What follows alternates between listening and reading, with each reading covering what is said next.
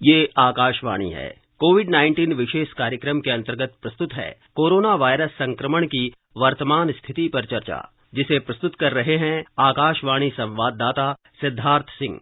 इस कार्यक्रम में आमंत्रित स्वास्थ्य विशेषज्ञ हैं दिल्ली के सफदरजंग अस्पताल की डॉक्टर रूपाली मलिक। नमस्कार श्रोताओं, स्वागत है आपका कोरोना जागरूकता श्रृंखला के एक और एपिसोड में, जिसमें हम बात करते हैं कोरोना और उसकी वैक्सीन से जुड़े विषयों पर। इस समय सभी की चिंता कोरोना वायरस के नए वेरिएंट ओमिक्रॉन को लेकर है। ओमिक्रॉन की वजह से पूरे विश्व के लिए संक्रमण की नई संभावनाएं तेज हो रही हैं। भारत में भी इसके मामले तेजी से बढ़ रहे हैं और अब तक देश में ओमिक्रॉन के 781 मरीजों की पुष्टि हुई है। इसलिए हमें बहुत ही सतर्क और जागरूक रहना है। भारत में चल रहे विश्व के सबसे बड़े कोविड टीकाकरण अभियान के अंतर्गत 143 करोड़ 25 लाख से अधिक टीके लगाए जा चुके हैं, जो अपने आप में एक रिकॉर्ड है। श्रोताओं, कोरोना की वर्तमान स्थिति पर चर्चा करने और आपके तमाम सवालों का जवाब देने के लिए आज के इस विशेष फोन इन कार्यक्रम में हमारे साथ जुड़ गई हैं सफदरजंग अस्पताल नई दिल्ली के मेडिसिन विभाग में associate professor doctor Rupali Malik. Doctor Rupali का मेडिकल एकेडमिक्स और पेशेंट ट्रीटमेंट में लंबा अनुभव रहा है। डॉक्टर रूपाली, नमस्कार। आज के इस विशेष कार्यक्रम में आपका स्वागत और अभिनंदन करते हैं। धन्यवाद सिद्धार्थ जी, आमंत्रित करने के लिए। श्रोताओं, कोरोना से संबंधित सवाल डॉक्टर रूपाली से हमारे स्टूडियो के नंबर 011 दिल्ली का कोड 23421764 23421764 पर आप डॉक्टर रूपाली से सवाल पूछ सकते हैं। आप हमारे ट्विटर हैंडल @AIR News पर #AskAIR पर अपने सवाल पोस्ट भी कर सकते हैं। डॉक्टर रूपाली, सबसे पहले बात करते हैं कोरोना वायरस के नए स्ट्रेन ओमिक्रॉन की। और इस समय पूरा विश्व कोरोना वायरस के नए वेरिएंट ओमिक्रॉन की वजह से चिंता में है। इसे वेरिएंट ऑफ कंसर्न कहा है और हमारे देश में भी ओमिक्रॉन के 781 मामले आ चुके हैं। आप ओमिक्रॉन को लेकर देश की वर्तमान स्थिति को कैसे देखते हैं? जी सिद्धार्थ जी, देखिए, इस समय का जो सबसे इम्पोर्टेंट वेरिएंट ऑफ कंसर्न, जिसकी वजह से कि दुनिया भर में एक कंसर्न है, वो ओमिक्रॉन है। तो हमें इसको हल्के में नहीं लेना है और हमें बहुत ही समझदारी और सतर्कता का अपना हमें पालन करना है और ध्यान रखना है कि जो कुछ कोविड अप्रोप्रिएट बिहेवियर हम पिछले 2 सालों से फॉलो करते आ रहे हैं, कुछ समय और उसका हमें नियमित रूप से पालन करना है। कोई कंप्लेसेंट बिहेवियर नहीं शो करना है। घबराने की बात नहीं है, पैनिक होने की जरूरत नहीं है। बस वही कोविड अप्रोप्रिएट बिहेवियर जो हम पालन करते आए हैं 2 सालों से, उन्हीं का और हमें आगे पालन करते रहना है। जी, और अगर हम ग्लोबल पर्सपेक्टिव में भी अगर हम देखें डॉक्टर रूपाली, तो अगर कल की बात करें तो अमेरिका में 4,40,000 से अधिक लोग कल संक्रमित हुए हैं। इसके अलावा यूरोप की अगर हम बात करें तो फ्रांस, इटली, यूनान, पुर्तगाल और इंग्लैंड में भी अब तक के जो सबसे ज्यादा केसेस आए हुए हैं। तो इस समय एक नई सर्ज या नई वेव जो है ये चल रही है और इसकी वजह से कहीं ना कहीं न सिर्फ भारत में बल्कि पूरे विश्व में लोग इसको लेकर कंसर्न हैं। जी बिल्कुल सिद्धार्थ जी, देखिए, ये सबसे इम्पोर्टेंट वेरिएंट ऑफ कंसर्न है और हमें इस समय जो एक तीसरी लहर की जो दस्तक है जी, वो कहीं ना कहीं इंडिया में अब दिखाई दे रही है। तो बहुत जरूरी है कि हम अपने आप पर काबू रखें, अपने आप को उन सब चीजों से दूर रखें जिनकी वजह से हम या हमारे घर में कोई भी और व्यक्ति इसकी चपेट में आ सकता है।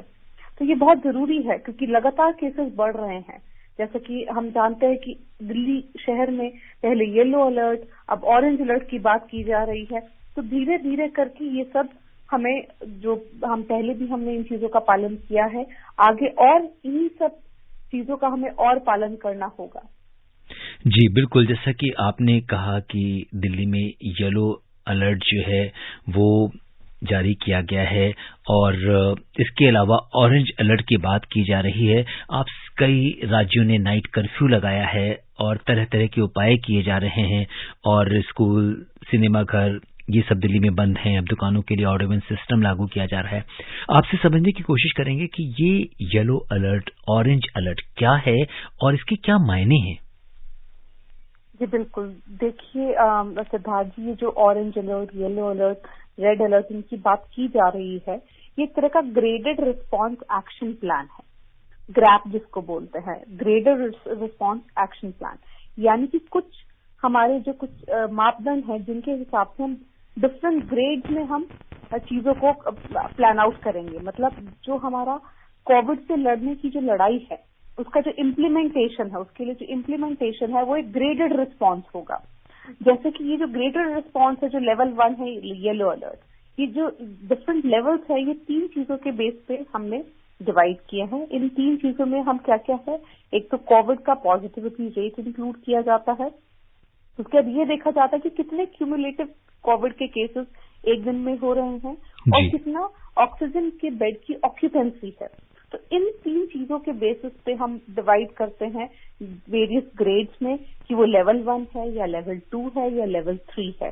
तो ये इम्पोर्टेंट है, जैसे कि जब तक पॉजिटिविटी रेट 0.5% से कम है तब तक वो येलो अलर्ट है, बट अगर वो 0.5 से 1% के बीच में होगा तो वो एम्बर अलर्ट बोलते हैं, 1 से 2 होगा तो वो ऑरेंज अलर्ट हो जाएगा और 5% तक होगा तो वो रेड अलर्ट की कैटेगरी में आ जाएगा। तो अभी फिलहाल जैसा कि हम जानते हैं हमारी जो पॉजिटिविटी रेट है वो 0.5% को क्रॉस कर चुका है। तो और आगे उम्मीद की जा रही है कि बड़ा ही तेजी से नंबर में बढ़ोतरी देखी जाएगी, तो हम जल्दी ही ऑरेंज अलर्ट की कैटेगरी में आ जाएंगे, यानी कि 1 to 2% पॉजिटिविटी रेट हम जल्दी ही हम अपेक्षा कर रहे हैं कि जैसे जिस तरह की स्थिति आज है अगर वो ऐसे बनी रहेगी तो जल्दी ही हमारी जो स्थिति है वो ऑरेंज अलर्ट की कैटेगरी में आ जाएगी। बिल्कुल, जिस तरह से देश में ओमिक्रॉन के मामले बढ़ रहे हैं, 781 मरीजों में ओमिक्रॉन की पुष्टि हुई है, जिसमें से दिल्ली की अगर हम बात करें तो 238 हैं, महाराष्ट्र में 167 हैं, गुजरात में 73 और केरल में 65 मरीज शामिल हैं। तो इसको देखते हुए ऐसे में वैक्सीनेशन की जो इम्पोर्टेंस है वो भी काफी बढ़ गई है और कोविड की जो नई गाइडलाइंस की अगर हम बात करें तो अगले महीने की 3 तारीख से 15 से 18 साल के बच्चों के लिए टीकाकरण शुरू किया जा रहा है।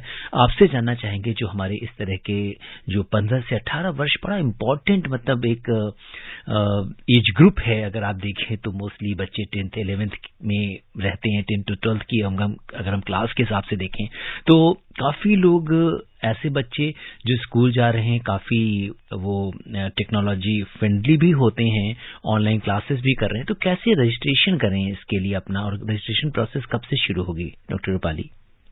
जी बिल्कुल, जैसा कि आपने बताया कि अब हम 3 जनवरी से एक नए उसका आगे हम एक नया अध्याय शुरू करने वाले हैं अपने कोविड वैक्सीनेशन प्रोग्राम का, और इसमें हम जो 15 से 18 साल के जो बच्चे हैं उनके लिए भी वैक्सीन उपलब्ध होगी। और कौन सी वैक्सीन उपलब्ध होगी? कोवैक्सीन उपलब्ध होगी, और इनको भी जो रजिस्ट्रेशन है कोविन ऐप के द्वारा ही करवाना होगा। जैसे कि हम नॉर्मल वैक्सीनेशन के लिए जो रजिस्ट्रेशन करवाते हैं उसी के द्वारा आपको इसके लिए भी वैक्सीनेशन करवाना होगा। तो ये बहुत बड़ी एक उपलब्धि है हमारे देश में जो ये वैक्सीनेशन प्रोग्राम है उसका, कि अब हम बच्चों की तरफ भी बढ़ रहे हैं। और जैसा कि आपने कहा ये बहुत ही इम्पोर्टेंट एज ग्रुप है, क्योंकि ये बच्चे स्कूल जाने वाले हैं, ये बच्चे ऐसे हैं जिनको आगे अपने करियर बिल्डिंग ईयर्स हैं, जो कि करियर बिल्डिंग ईयर्स में है। तो ये बहुत इम्पोर्टेंट उनके लिए समय है, और कोविड की वजह से बहुत सारी रिस्ट्रिक्शंस इन दिनों देखी गई हैं। तो अगर बच्चे वैक्सीनेट होंगे तो धीरे धीरे करके कहीं ना कहीं ये रिस्ट्रिक्शंस कम होंगी, और जो उनके एकेडमिक प्रोस्पेक्ट्स हैं वो ज्यादा आगे खुलेंगे। तो ये बहुत बड़ी उपलब्धि है, और इसके लिए मैं सरकार को धन्यवाद देना चाहती हूँ कि उन्होंने ये इतना जल्दी कर दिखाया। 1 साल के अंदर अंदर हम पीडियाट्रिक एज ग्रुप की तरफ भी बढ़ चुके हैं। बिल्कुल, ये निश्चित तौर पर बड़ा ही महत्वपूर्ण कदम है। और अगर हम ग्लोबल पर्सपेक्टिव की बात करें तो जैसे यूएस की बात करें तो अमेरिका में अगर हम देखते हैं तो काफी ज्यादा तादाद में बच्चों को इस बार जो ओमिक्रॉन का संक्रमण हो रहा है उसमें बच्चे काफी ज्यादा प्रभावित हो रहे हैं। अगर हम भारत की बात करें तो पहली लहर में हमने देखा था कि लगभग 4% जो मरीज थे वो बच्चों की संख्या थी, दूसरी लहर में लगभग 10% बच्चे इसके शिकार हुए थे। लेकिन अब जब थर्ड वेव की बात चल रही है तो ऐसे में जो ग्लोबल आंकड़े आ रहे हैं जिसमें बच्चों को काफी, क्योंकि बच्चों का जो टीकाकरण या वैक्सीनेशन था वो नहीं हुआ है, तो इसलिए बच्चे एक ऐसा ग्रुप है जो इजीली इससे ट्रैप हो सकते हैं। तो बच्चों के लिए क्या मतलब आपका मैसेज है, आप उनसे क्या कहना चाहेंगे? जी बिल्कुल, देखिए सुधा जी, आपने जैसा कि अभी कहा है कि हर लहर के साथ जो पीडियाट्रिक एज ग्रुप का इन्वॉल्वमेंट है वो बढ़ता जा रहा है। और पहले भी प्रेडिक्शन हुई है कि शायद जो अगली वेव होगी उसमें बच्चों का इन्वॉल्वमेंट थोड़ा ज्यादा हो सकता है, क्योंकि अगर हम अडल्ट की बात करें तो ज्यादातर लोग अब वैक्सीनेट हो चुके हैं। ज्यादातर लोग जो एलिजिबल अडल्ट हैं वो सब वैक्सीनेट हो चुके हैं। कम से कम 60% से ज्यादा सिंगल डोज और 40% डबल डोज से वैक्सीनेशन हो चुका है। तो उसकी वजह से जो हमारे जो पीडियाट्रिक एज ग्रुप है वो और ज्यादा प्रोन और वल्नरेबल हो जाती है इन्फेक्शन को कैच करने के लिए, जिसमें कि पहले हम केवल उनको कैरियर के रूप में देख रहे थे, बट अब देखा जा रहा है कि उनमें भी सिग्निफिकेंट सिम्टम्स हो रहे हैं। तो हमें उस चीज को लाइटली बिल्कुल नहीं लेना होगा, क्योंकि हम सभी जानते हैं कि घर में अगर हम सबसे ज्यादा सेंसिटिव हैं तो वो अपने बच्चों के लिए हैं। तो हमें उनका विशेष ध्यान रखना है और वैक्सीन जैसे ही वो उपलब्ध होती है, जिस भी एज ग्रुप के लिए गाइडलाइंस द्वारा उपलब्ध की जाती है, उसको आप जल्दी से जल्दी वैक्सीनेट आपको कराना है। जी, और आपसे बात करेंगे प्रिकॉशनरी डोज की। जैसे कि नई गाइडलाइन में कहा गया है कि जो हेल्थ वर्कर्स हैं या फ्रंटलाइन वर्कर्स के साथ अब सीनियर सिटीजन्स को भी इसमें शामिल किया गया है। तो जो लोग अपनी प्रिकॉशनरी डोज लगवाना चाहते हैं, एलिजिबल हैं, कितने दिनों का गैप होना चाहिए जो उन्होंने पहले जो दोनों डोजेज ली थी और अब जो प्रिकॉशनरी डोज लेंगे उनके बीच में कितना गैप होगा? हाँ जी सिद्धार्थ जी, देखिए ये एक और जो अभी जो लेटेस्ट गाइडलाइंस हैं उसमें ये नई 3 एडिशन इम्पोर्टेंट हुई है। एक तो पीडियाट्रिक एज ग्रुप का वैक्सीनेशन 15 से 18 साल के बच्चों का, उसके अलावा जो फ्रंटलाइन वर्कर्स हैं, जो हेल्थ केयर वर्कर्स हैं और जो आपके elderly individuals more than 60 years with comorbidities हैं, इन लोगों के लिए प्रिकॉशनरी डोज का अब सरकार ने उपलब्ध कराई है। बट उसकी जो गाइडलाइन है उसके अनुसार जो ये प्रिकॉशनरी डोज है ये आपको सेकेंड डोज के लगने के कम से कम 9 महीने बाद का गैप होना चाहिए। यानी कि जब आपको लास्ट सेकेंड डोज लगी है उसके बाद जब आप प्रिकॉशनरी डोज लेंगे, अभी की जो गाइडलाइंस हैं उनके अनुसार कम से कम उसमें 9 महीने या 39 वीक्स का गैप होना अनिवार्य है। तो अगर ऐसा हो चुका है तब आप सेकेंड डोज के लिए जो प्रिकॉशनरी डोज है उसके लिए एलिजिबल होंगे। जी, और जो श्रोता हमसे अभी भी जुड़े हैं उन्हें बता दें कि कोरोना जागरूकता श्रृंखला के आज के इस विशेष कार्यक्रम में हिस्सा ले रही हैं सफदरजंग अस्पताल नई दिल्ली के मेडिसिन विभाग में associate professor doctor Rupali Malik. आप भी डॉक्टर रूपाली से हमारे स्टूडियो के नंबर 011 यानी दिल्ली का कोड 23421764 पर कोरोना से जुड़े सवाल पूछ सकते हैं। और चलते हैं बिहार में पूर्णिया, जहां से मजहर आलम साहब जुड़ गए हैं। हेलो मजहर जी। मजहर जी, क्या आप हमें सुन पा रहे हैं?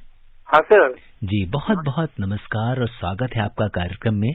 और आपने शायद फर्स्ट टाइम कॉल किया है। हम आकाशवाणी परिवार की ओर से आपका अभिनंदन करते हैं। बताइए क्या जानना चाहते हैं आप? सर, हम ये जानना चाह रहे हैं कि जैसे हम लोग कोविड के दोनों टीके लगवा चुके हैं तो हम लोग बाएं हाथ में लगा रहे हैं, ठीक है? जी जी जी। और कि ये दाहिने हाथ में क्यों नहीं लगाया जाता, सिर्फ बायां हाथ में? जितने भी लोगों को लगाया जाता है तो बायां हाथ में ही लगाते हैं। और मैं ये जानना चाह रहा हूँ, दूसरा सवाल मेरा ये है कि जैसे कोविड का जो सर्टिफिकेट जो मिलता है तो वो जैसे कोवैक्सीन या कोविशील्ड वो अदर कंट्री में काम करेगा या नहीं करेगा? जी बिल्कुल।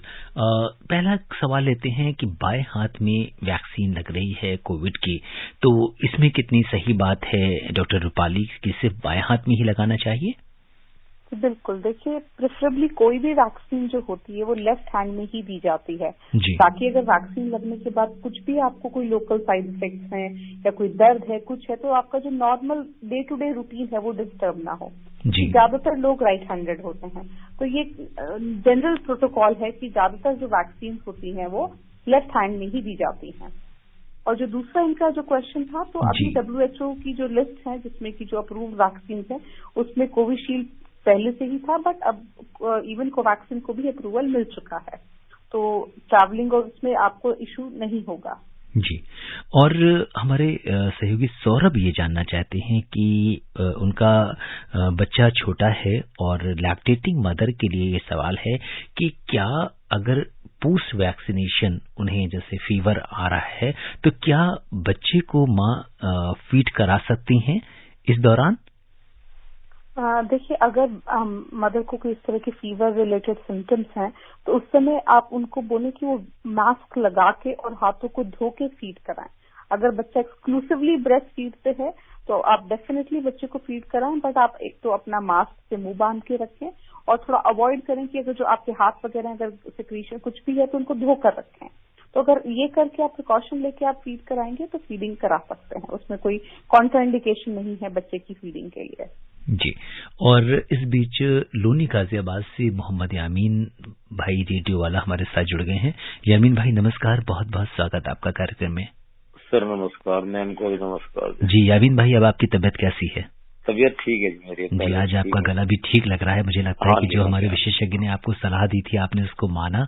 और बताइए क्या सवाल करने वाले हैं आज आप? सर मैं ये जानना चाह रहा था कि तीसरी डोज सभी को लगेगी या फ्रंट लाइन वर्कर को लगेगी या 60 साल को लगेगी? ओके, तो मैम ये बताएं। जी जी बिल्कुल। और डॉक्टर रूपाली, प्रिकॉशनरी डोज के बारे में जानना चाहते हैं कि क्या सभी को लगेगी या सिर्फ फ्रंटलाइन वर्कर्स और एल्डरली लोगों को लगेगी? देखिए, जैसा कि हमारा सारा वैक्सीनेशन प्रोग्राम रहा है एक ग्रेडेड या फेज्ड मैनर में रहा है, तो अभी का जो पहला चरण है प्रिकॉशनरी डोज के लिए वो केवल फ्रंट लाइन वर्कर्स या हेल्थ केयर वर्कर्स और जो 60 साल से ज्यादा उम्र के लोग हैं विद कोमॉर्बिडिटी। जी, अभी आज की तारीख में जो हमारी गाइडलाइंस हैं उनके अनुसार केवल यही लोग एलिजिबल हैं with a gap of 9 month. जो उनकी सेकेंड डोज से गैप होगा प्रिकॉशनरी डोज का वो 9 मंथ या 39 वीक्स। तो अगर ऐसा है तो आप एलिजिबल हैं आज की तारीख में 10 जनवरी के बाद ये प्रिकॉशनरी डोज लेने के लिए। जी, और नई दिल्ली से हमारे श्रोता मोहम्मद नदीम जुड़ गए हैं। नदीम साहब नमस्कार, बहुत बहुत स्वागत है आपका कार्यक्रम में। सर मैं नमस्कार मैडम। जी हेलो जी, नदीम भाई बताएं। सर मैं ये पूछना चाहता हूँ जिसको कोविशील्ड लगा दोनों डोज में, तो तीसरा डोज में उसको कोवैक्सीन लगेगा कि कोविशील्ड ही लगेगा? जी, बहुत अच्छा सवाल डॉक्टर रूपाली। नदीम जी, पहले तो आप पहली बार आकाशवाणी के इस कार्यक्रम से जुड़े हैं, आपका हम बहुत बहुत अभिनंदन करते हैं। और डॉक्टर रूपाली, ये सवाल है कि जो आपने पहले दोनों डोज लिया था क्या वही आपको वैक्सीन लगवानी पड़ेगी या इस बार कोई नई वैक्सीन भी लगवा सकते हैं? देखिए, अभी की जो गाइडलाइंस हैं सिद्धार्थ जी, उनके अनुसार से जो वैक्सीन आपने पहले ली है जी, उसी की ही बूस्टर डोज आपको दी जाएगी। तो आज की तारीख में आपको उसी सेम वैक्सीन की ही बूस्टर डोज लेनी है। हो सकता है कुछ समय बाद गाइडलाइंस में कुछ चेंज हो, बदलाव हो, तो आपको दूसरी वैक्सीन भी अवेलेबल हो जाए, बट आज की तारीख में जो वैक्सीन आपने ली है उसी की बूस्टर डोज आपको लेनी होगी। जी, और रुक करते हैं शहर तहजीब लखनऊ का, जहां से मोहम्मद आरिफ जी जुड़ गए हैं हमारे साथ कार्यक्रम में। आरिफ भाई नमस्कार। जी सर नमस्कार, बहुत बहुत नमस्कार। और मैम जी, को मेरा नमस्कार। बहुत बहुत स्वागत है आपका। बताइए क्या जानना चाहते हैं आप? सर शुक्रिया। सर ये जानना चाहते हैं जैसे अब मतलब काफी न्यूज वगैरह सुनता हूँ कि ये काफी बीमारी दूसरी मतलब तरह का ये वायरस पनप रहा है। जी बिल्कुल। तो जैसे हम टीका तो लगवा चुके हैं, तो इस जो बीमारी दूसरी आई हुई है तो ये टीका लग गया है तो इसका कोई प्रभाव तो नहीं पड़ेगा ये हम लोगों पे? जी डॉक्टर रूपाली, ये बड़ा इम्पोर्टेंट क्वेश्चन है कि बहुत सारे लोगों को लगता है कि जब अब हमें वैक्सीन लग चुकी है तो हमें अब कोई खतरा नहीं है। इसमें कितनी सच्चाई है, कितना हमें सजग और सचेत रहना होगा? जी बिल्कुल सिद्धार्थ जी, देखिए जब से ये वैक्सीनेशन प्रोग्राम शुरू हुआ है तभी से ये सवाल हमारे सामने खड़ा है कि क्या वैक्सीनेशन लगाने के बाद हम सुरक्षित हैं, कितना सुरक्षित हैं। तो सभी लोग ये हमेशा से जानना चाहते हैं। देखिए ये चीज हमें समझनी होगी, कोई भी वैक्सीन 100% इफेक्टिव नहीं होती है। अगर वो 70%, 80%, 90% भी इफेक्टिव है तब भी 10, 20 या 30% लोगों में वो उतना हो सकता है काम ना करे। तो इस चीज के लिए हमें हमेशा तैयार रहना होगा।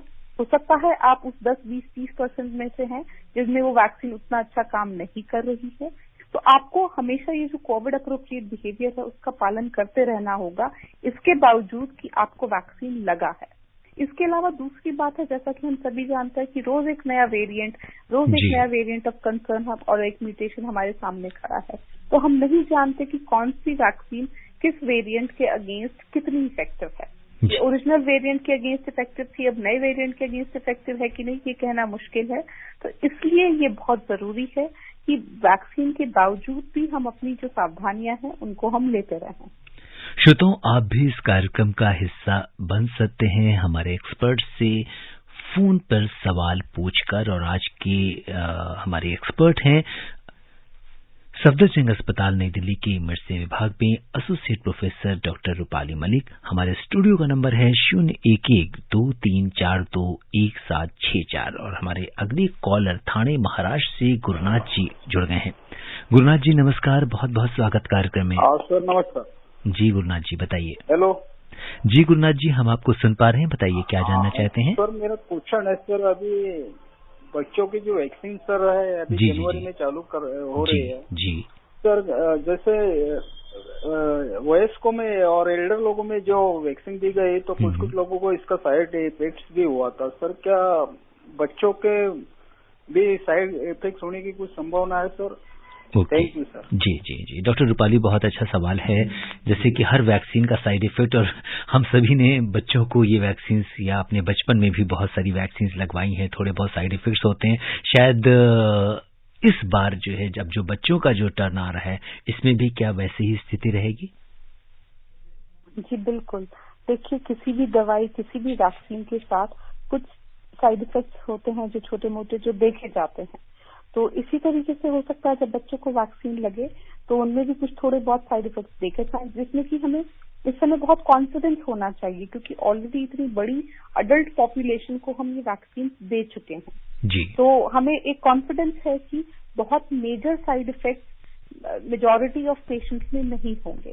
ज्यादातर जो साइड इफेक्ट्स की उम्मीद है वो कुछ लोकल साइड इफेक्ट्स है, या वैक्सीन के दिन बुखार आना, या इस तरह के जो कुछ, या हाथ में दर्द होना, इस तरह के कुछ माइल्ड साइड इफेक्ट्स जो है वो हम उम्मीद करते हैं कि शायद होंगे, पर उसके अलावा घबराने की जरूरत नहीं है जी। और गाजियाबाद से संजय जी जुड़ गए हैं कार्यक्रम से। संजय जी नमस्कार। नमस्कार सर जी, बहुत बहुत स्वागत है आपका कार्यक्रम में, बताइए। जी सर, एक चीज पूछी थी, मैंने पहली डोज जो 3 अप्रैल में लगवाई थी जी, दूसरी डोज में लगवा नहीं पाया। ओके, तो अब लग सकती है क्या? कौन सी वैक्सीन लगवाई थी आपने? कोवैक्सीन। कोवैक्सीन जी। डॉक्टर रूपाली 3 अप्रैल को फर्स्ट डोज दिया था, लेकिन सेकेंड डोज लगवाना भूल गए या नहीं लगवा पाए, तो ऐसे में क्या दोबारा इस समय लगवाई जा सकती है? और डॉक्टर रूपाली, अपने बहुत सारे ऐसे हमारे देश में लोग हैं जिनकी अभी सेकेंड डोज पेंडिंग है, और कई बार हम लोग इस कार्यक्रम के माध्यम से भी उनसे अपील करते रहे कि अगर आपकी सेकेंड डोज ड्यू है तो उससे अपना वैक्सीनेशन तुरंत कंप्लीट करवाएं। तो क्या कहेंगी आप, अगर इतना डिले होता है तो क्या अब लगवा सकते हैं सेकेंड डोज? जी बिल्कुल सिद्धार्थ जी, आप किसी भी समय अगर आपको लगता है कि आप सेकेंड डोज किसी भी वजह से पहले नहीं लगवा पाए हैं तो मैं आपसे यही अनुरोध करूंगी कि अभी भी देरी नहीं हुई है, आपको जब भी मौका मिले आप अपने निकटतम जो भी वैक्सीनेशन सेंटर हैं वहां पे जाएं और अपनी सेकेंड डोज लें। जी, संजय जी के साथ हमारे जो भी श्रोता सुन रहे हैं, अगर आपने एक डोज लगवाई है, दूसरे डोज में थोड़ा गैप हो गया है, थोड़ा अंतराल हो गया है निश्चित समय पर, जैसे कि, और हम ये चाहेंगे डॉक्टर रूपाली एक बार आप जल्दी से सेकेंड डोज को रिपीट भी कर दीजिए। जो कोवैक्सीन और कोविशील्ड की जो 2 डोज के बीच में अंतर है, कितने अंतराल पे लगवानी है, उसको भी बता दें, ताकि अगर कोई ऐसा व्यक्ति जो छूट गया है तो वो दोबारा लगा सकता है। जी बिल्कुल, देखिए इसमें अंतराल, पहले जो गाइडलाइंस हैं, नॉर्मली जो कोवैक्सीन होता है वो 1 महीने के अंतराल पर लगता है, और जो हमारा जो कोविशील्ड है उसमें ऑलरेडी हमने अंतराल बढ़ा के, पहले जो कि 1 महीना था उसको फिर 8 हफ्ते किया गया, फिर 12 से 16 हफ्ते तक किया गया। तो देखिए एक ये इवॉल्विंग सब्जेक्ट है, तो इसमें इतना अभी हार्ड एंड फास्ट रूल्स नहीं है कि अगर आप नहीं लगवा पाए तो आप एलिजिबल नहीं रहेंगे। अगर किसी भी कारणवश आप नहीं लगवा पाए हैं तो आप ज्यादा अंतराल पे भी वैक्सीन ले सकते हैं, और ये है कि जब तक आप 2 डोजेज नहीं ले लेंगे तब तक आप में उतनी एडिक्वेट प्रोटेक्शन नहीं होगी, और आपको सारी जो सावधानियां हैं उनका पालन करते रहना है। तो कितनी एफिकेसी होगी, कम होगी, ज्यादा होगी, उस बारे में उतना सोचने की जरूरत नहीं है।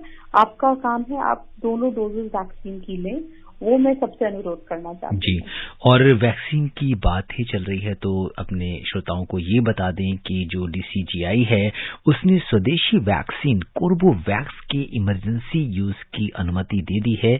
और अगर हम देखें तो भारत की पहली स्वदेश विकसित प्रोटीन वैक्सीन है। ये प्रोटीन वैक्सीन क्या है, अगर आप इस पे कुछ प्रकाश डाल सकें। जी बिल्कुल, देखिए ये एक बहुत ही बड़ी उपलब्धि की बात है।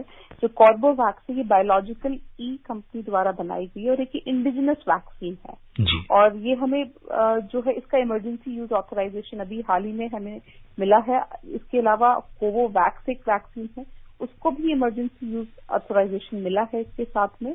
तो ये किस तरीके से काम करती है ये चीज मुझे लगता है कि लेमैन के लिए इतना डिटेल में समझना उतना अनिवार्य नहीं है। हमें ये समझना है कि जो भी वैक्सीन सरकार द्वारा हमें उपलब्ध कराई जा रही है वो सब उनकी सेफ्टी और एफिकेसी को कायम करने के बाद ही उपलब्ध कराई जा रही है। तो उसमें हम विश्वास रखें। और जैसा कि हम सभी जानते हैं कोवैक्सीन के एग्जाम्पल से, जब कोवैक्सीन आई थी सबसे ज्यादा बहुत सारे भारतीय लोग हेजिटेंट थे कि ये इंडिजिनस वैक्सीन है तो कितना काम करेगी या नहीं करेगी। बट हम सभी जानते हैं कि कोवैक्सीन के रिजल्ट बहुत सी विदेशी वैक्सीन से ज्यादा अच्छे हैं। तो हमें यही विश्वास रखना है। तो जो भी हमारी सरकार जो दिशा निर्देश दे रही है और जिन चीजों को अप्रूव कर रही है उसमें हमें विश्वास रखना है। और ये बहुत बड़ी उपलब्धि है, ये तीसरी हमारी इंडिजिनस वैक्सीन होगी। जी, ये बहुत बड़ी उपलब्धि है देश के लिए, क्योंकि हमारे वैज्ञानिक दिन रात लैब्स में मेहनत करके हमें सुरक्षित रखने के लिए वैक्सीन बना रहे हैं। और इस बीच हरियाणा से रामानंद जी जुड़ गए हैं। हेलो रामानंद जी, नमस्कार। नमस्कार जी, बहुत बहुत स्वागत है आपका। धन्यवाद।